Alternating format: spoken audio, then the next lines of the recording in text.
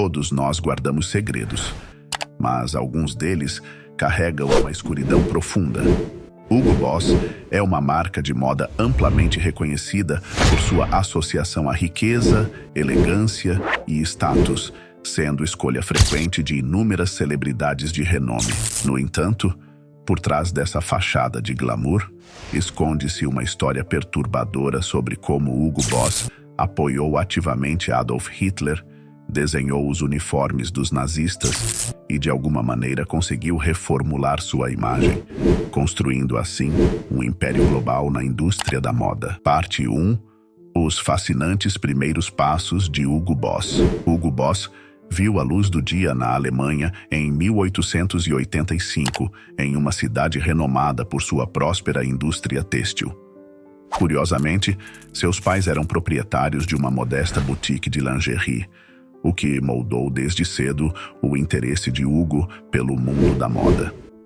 Durante sua adolescência, Hugo procurou oportunidades de trabalho que o ajudariam a desvendar os segredos do setor. Inicialmente, ele embarcou em uma aprendizagem como comerciante e, posteriormente, desempenhou funções em uma fábrica de tecidos. Eventualmente, assumiu a loja de lingerie de seus pais. Contudo, com o advento da Primeira Guerra Mundial, Hugo Boss não perdeu a chance de servir a sua pátria. Após sobreviver à guerra, ele retornou com uma perspectiva totalmente nova sobre seus objetivos de vida.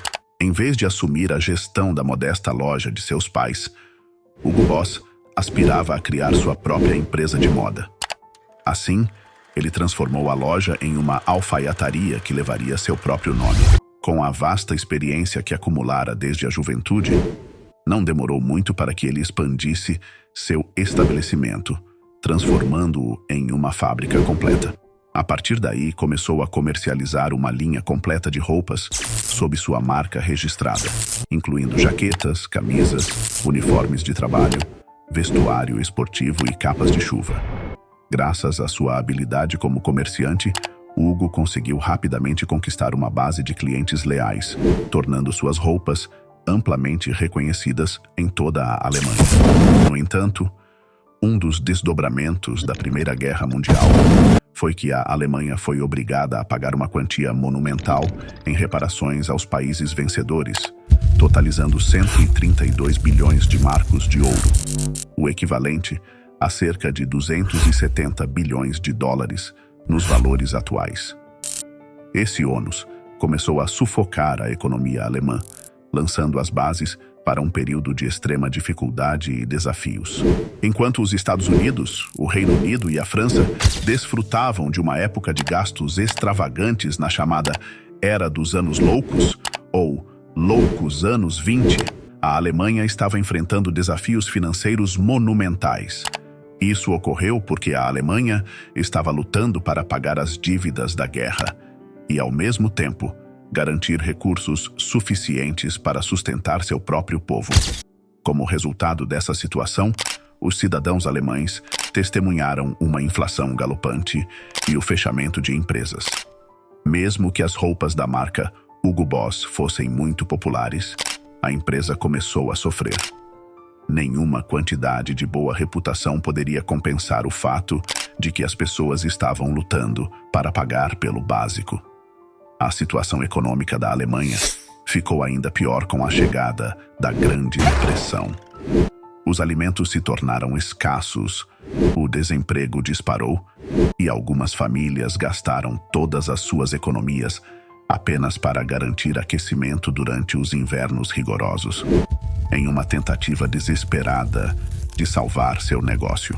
Hugo Boss iniciou a produção de uniformes para a polícia alemã e outros funcionários do governo, como uma tentativa de estabilizar seus negócios. No entanto, essa medida não se mostrou suficiente e ele teve que dispensar a maioria de sua equipe e, eventualmente, fechar sua fábrica. Hugo Boss foi forçado a declarar falência, restando-lhe apenas 6 máquinas de costura. Parecia que a marca de roupas Hugo Boss estava prestes a desaparecer rapidamente. Parte 2. Enfrentando um dilema. A Alemanha estava afundada em uma crise desesperadora e estava disposta a aceitar ajuda de qualquer fonte. Foi nesse contexto que Adolf Hitler ascendeu ao poder. No entanto, para Hugo Boss, essa situação se apresentou como uma oportunidade. Ele estava ciente de que pessoas próximas ao partido nazista tinham acesso a contratos governamentais. Então ele se tornou um apoiador orgulhoso dos nazistas e um membro ativo do partido nazista a partir de 1931 em diante. Hugo Boss estabeleceu conexões com membros influentes do partido nazista, percebendo que isso o tornaria um candidato ideal para produzir os novos uniformes nazistas. Sua estratégia funcionou, e ele conseguiu desenvolver relacionamentos com eles. Portanto, com apenas 6 máquinas de costura à disposição, Hugo começou seu trabalho, inicialmente concentrando-se na produção dos uniformes nazistas, como as camisas marrons, que eram parte de um de seus primeiros contratos importantes. No entanto, à medida que o partido nazista consolidava seu poder, a demanda por uniformes aumentava consideravelmente, abrangendo desde soldados até policiais e membros da juventude hitlerista. As conexões de Hugo com os nazistas garantiram que ele rapidamente passasse a fabricar uniformes para todos esses grupos. Obviamente, para atender a essa crescente demanda, apenas 6 máquinas de costura não eram suficientes. Hugo Boss precisou buscar empréstimos para expandir sua empresa, adquirir mais equipamentos e contratar mais funcionários. Isso permitiu que ele ampliasse suas operações de alfaiataria e produzisse uma variedade de uniformes e roupas necessárias pelos nazistas. Do ponto de vista financeiro, a fidelidade de Hugo Boss a Hitler se mostrou extremamente lucrativa. Ele passou a ganhar quantias muito maiores do que jamais havia obtido em seu negócio. Conforme Hitler expandia sua influência pela Europa, Hugo Boss se beneficiava ao utilizar trabalhadores franceses e poloneses forçados em sua fábrica. Assim, ele passou a ter trabalhadores escravizados que produziam uniformes para o partido nazista e para as SS. Diferentemente de alguns empresários alemães da época, Hugo Boss, pelo menos, permitia que seus novos trabalhadores escravos se alimentassem na cantina da fábrica, em vez de nos campos de trabalho, e aparentemente fazia questão de garantir que eles sempre recebessem alimentação adequada. No entanto, relatos indicam que esses trabalhadores viviam em condições extremamente precárias, e Hugo ameaçava enviá-los para campos de concentração se não cumprissem seus deveres no trabalho. Quanto às crenças pessoais de Hugo Boss, é evidente que sua afiliação tão pública ao partido nazista foi, em parte, uma decisão estratégica.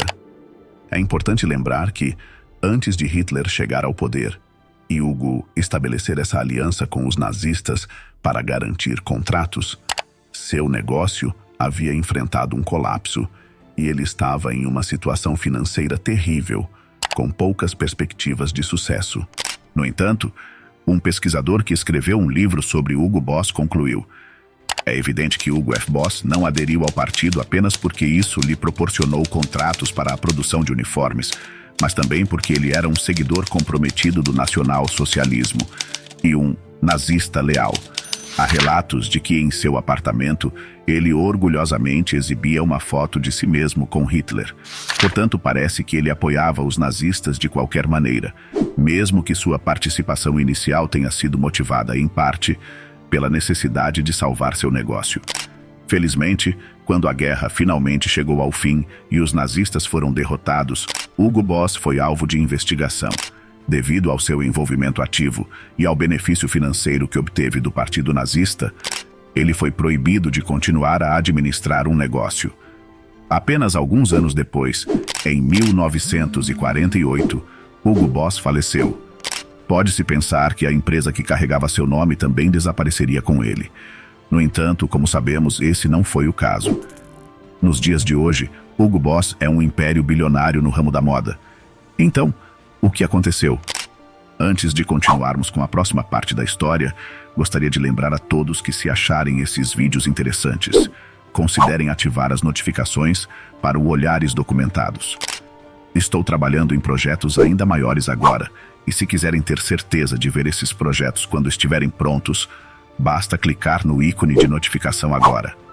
Além disso, quero expressar minha profunda gratidão por assistir a este canal. A produção desses vídeos é um processo demorado, e eu realmente valorizo todos os seus comentários e apoio. Portanto, obrigado por tudo, e agora vamos prosseguir com a história. Parte 3. Reerguendo a marca.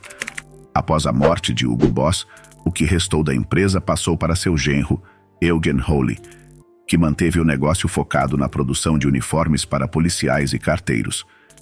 Embora a venda desses uniformes tenha mantido a empresa funcionando, a marca Hugo Boss tornou-se uma sombra do que costumava ser. Os lucrativos contratos com os nazistas eram coisa do passado. Foi somente no início da década de 1950 que a empresa Hugo Boss recebeu uma encomenda para a produção de ternos. Esse momento se revelou crucial para o negócio. Os ternos que eles confeccionaram atraíram grande interesse, e Eugen percebeu que havia uma oportunidade para reformular a imagem da marca e se distanciar de seu passado associado ao nazismo. Como resultado, começaram a receber mais pedidos de ternos. Eugen tomou medidas para construir uma sólida reputação, garantindo que os ternos fossem elegantes e fabricados com materiais da mais alta qualidade, apesar dos custos envolvidos. Embora isso representasse um investimento considerável, a decisão de Eugen de criar ternos de alta qualidade valeu a pena, pois transformou a marca Hugo Boss de uma simples fabricante de uniformes em um respeitado alfaiate de moda alemão. Assim, a marca Hugo Boss conquistou rapidamente a popularidade entre os homens alemães que buscavam ternos elegantes. Sob a gestão do genro de Hugo, o negócio cresceu consideravelmente, superando em tamanho o que era nos tempos em que o fundador original, Hugo, o administrava como uma alfaiataria. A empresa estava determinada a manter as opiniões políticas e o ativismo do fundador original o mais discretos possível, reconhecendo o potencial desastroso de revelar a verdade a todos. No entanto, isso representou um desafio constante e contínuo para se distanciar da figura de Hugo Boss e da fortuna que ele acumulou apoiando Hitler. Em 1969, Eugen se aposentou e passou o negócio para seus 2 filhos, marcando o início da 3ª geração de propriedade da empresa. Esses 2 irmãos eram ainda mais ambiciosos que seu pai e estavam determinados a transformar a empresa em um ícone da moda de renome global. Parte 4. A Era da Boss. Os 2 irmãos que sucederam seu pai na gestão da empresa decidiram reposicionar a Hugo Boss como uma marca exclusiva de design masculino, com um foco específico em ternos de alta qualidade. Embora possa parecer limitante vender uma gama tão restrita de roupas, na verdade isso permitiu que se concentrassem na qualidade de seus produtos e se destacassem na arte de criar ternos masculinos excepcionais, em vez de serem apenas medianos em muitas categorias. Como resultado, seus produtos rapidamente ganharam uma excelente reputação. Naquela época, os ternos alemães eram tradicionalmente confeccionados com materiais alemães, conhecidos por serem um tanto rígidos e pesados. No entanto, os 2 irmãos optaram por desafiar essa tradição alemã, começando a confeccionar ternos com materiais italianos mais suaves e leves. Além disso, modernizaram suas instalações fabris e aumentaram sua força de trabalho para impulsionar a produção. As alterações realizadas pelos 2 irmãos concretizaram o desejo do pai de Hugo Boss de dissociar a marca da Alemanha nazista, associando-a, em vez disso, à excelência alemã no pós-guerra. Naquela época, os 2 irmãos tomaram uma medida incomum ao optar pela fabricação no exterior, algo que hoje é prática comum em praticamente todas as grandes empresas, mas naquela época era relativamente raro para uma empresa alemã orgulhosa terceirizar sua produção. Além disso, dado que a empresa já havia se afastado consideravelmente de seu modelo original, que consistia em fabricar uniformes e roupas de trabalho de baixo custo, os irmãos sentiram a necessidade de rebrandear a marca e começaram a comercializá-la simplesmente como Boss. Tudo parecia estar indo bem para a empresa sob a gestão dos 2 irmãos. Seus ternos estavam vendendo bem na Alemanha. Uma decisão inteligente que tomaram foi a alocação de recursos significativos para acordos de patrocínio, onde a marca Boss estampava os carros de corrida dos principais pilotos da época. Essa estratégia os ajudou a se tornar mais reconhecidos fora da Alemanha, o que levou à venda do primeiro terno Boss nos Estados Unidos em 1976. Além disso, eles investiram uma quantia substancial em acordos de patrocínio com algumas das maiores estrelas da época. Por exemplo, conseguiram Sylvester Stallone para modelar seus ternos e se tornar o rosto da marca Boss. O timing dessa estratégia foi perfeito, pois na década de 1980 surgiu o movimento Yuppie, em que cada vez mais pessoas aspiravam a se tornar CEOs, empreendedores, e o uso de ternos elegantes era uma parte icônica desse estilo de vida. Com materiais de alta qualidade e extensas campanhas publicitárias e acordos de patrocínio, os ternos Boss tornaram-se muito desejados. Mesmo que inicialmente se concentrassem principalmente em ternos masculinos, essa abordagem já era extremamente lucrativa. No entanto, à medida que consolidaram sua posição como uma marca de ternos popular em muitos países, os irmãos perceberam que podiam aumentar ainda mais seus lucros expandindo para outras linhas de produtos. Assim, em 1985, começaram a oferecer uma gama mais ampla de produtos para seus clientes masculinos, incluindo a introdução de suas próprias fragrâncias, começando com o Boss No. 1 para homens. Essa única fragrância se tornou um dos produtos mais rentáveis da Boss e marcou o início de seu extenso negócio de fragrâncias. Pouco tempo depois, a empresa foi listada na Bolsa de Valores alemã e, em apenas um ano, a Hugo Boss valia mais do que todas as outras fabricantes alemãs de roupas masculinas juntas. No entanto, apesar de todo o sucesso que alcançaram com a empresa, os irmãos estavam exaustos e desejavam se dedicar a outras áreas depois de tantos anos de dedicação ao negócio. Portanto, em 1989, eles venderam a maioria de suas ações para uma empresa japonesa chamada Leighton House Group. Embora os irmãos ainda tivessem alguma influência na empresa por um tempo, não eram mais responsáveis pela distribuição, vendas e gerenciamento diário. Parte 5. Transformações. O notável sucesso da Hugo Boss enfrentaria novamente desafios devido a dificuldades econômicas e instabilidades. A era Yuppie chegou ao fim, e a turbulência econômica que afetou muitos dos principais mercados da Hugo Boss, como Alemanha e Estados Unidos, tornou a moda sofisticada muito menos acessível para a maioria das pessoas. Em 1993, as ações da Hugo Boss estavam sendo negociadas a menos da metade do preço, pelo qual os irmãos as venderam apenas 4 anos antes. Com as vendas continuando a declinar drasticamente, os novos proprietários reconheceram a necessidade de tomar medidas rápidas para salvar a empresa. Primeiramente, optaram por dividir a marca em 3.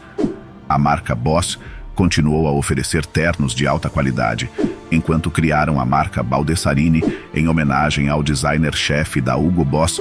Além disso, lançaram uma nova marca chamada Hugo, direcionada para um público mais jovem.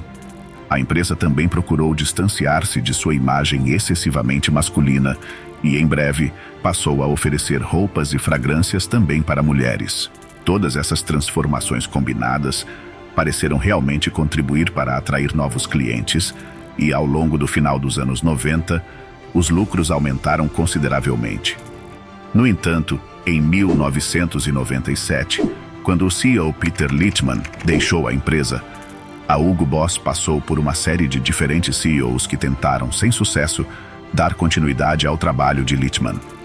Eventualmente, o designer-chefe da Hugo Boss, Baldessarini, assumiu a posição ele mesmo. Foi Baldessarini quem decidiu que a Hugo Boss deveria diversificar ainda mais, expandindo seu catálogo para incluir roupas esportivas, vestuário casual, lingerie e até acessórios como óculos de sol. Ele também reconheceu o impacto da fama na marca e estabeleceu colaborações com a indústria cinematográfica, fornecendo itens de guarda-roupa da marca Boss para alguns dos filmes de maior bilheteria dos anos 90 e início dos anos 2000. Hugo Boss também revitalizou sua imagem ao lançar anúncios estrelados por algumas das modelos e celebridades mais renomadas da época. Todas essas estratégias permitiram que a marca consolidasse seu sucesso global na indústria da moda.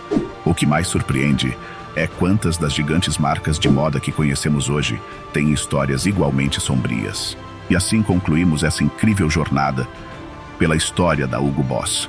Se você achou essa história interessante, não se esqueça de se inscrever no canal, ativar o sininho de notificações para não perder nossos próximos vídeos, deixar seu comentário sobre o que achou e compartilhar com seus amigos.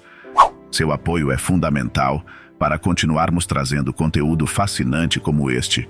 Muito obrigado por assistir e até o próximo vídeo.